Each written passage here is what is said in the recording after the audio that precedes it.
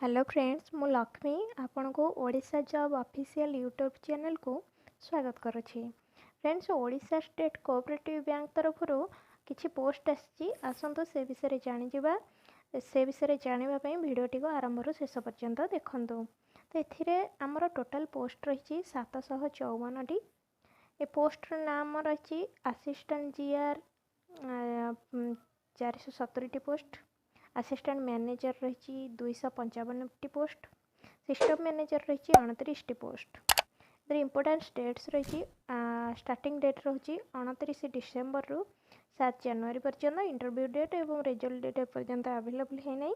Qualification set में रही निहाती भाव में डिग्री बीटेक करथिया दरकार किंबा अन्य कौन कोर्स करथिले आपण माने अप्लाई करेंगे।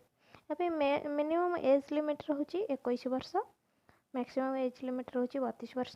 एज रिलैक्सेशन एथि रही ओबीसी कैंडिडेट 3 वर्ष, एसटीएससी कैंडिडेट 5 वर्ष, डिजेबिलिटी कैंडिडेट और एक्स सर्विस मैन कैंडिडेट 10 वर्ष रही। एथि एप्लिकेशन फी रही general candidate OBC candidate EWS candidate 1000 टंका, एसटीएससी और डिजेबिलिटी कैंडिडेट 600 टंका। सिलेक्शन प्रोसीजर रिटन एग्जामिनेशन एवं इंटरव्यू रहिबो। सिलेक्ट लिस्ट ऑफिशियल वेबसाइट रे अवेलेबल हो। अप्लाई मोड ऑनलाइन रही। लोकेशन ऑल ओवर ओडिशा रही। Job type permanent job. Documents एथि दरकार क्वालिफिकेशन सर्टिफिकेट, कास्ट आउ disability certificate, passport size photo, original आधार कार्ड एवं 10th सर्टिफिकेट। एथि अदर कंडीशंस रही निहाती भाव में इंडियन सिटीजन होता निहाती दरकार।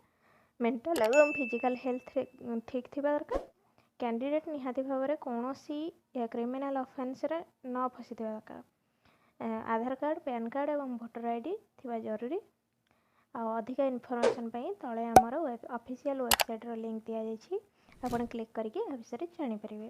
वीडियो टिके भल लागिथिले लाइक करंतु। एमती डेली जॉब अपडेट्स आम चैनल को सब्सक्राइब करंतु। धन्यवाद।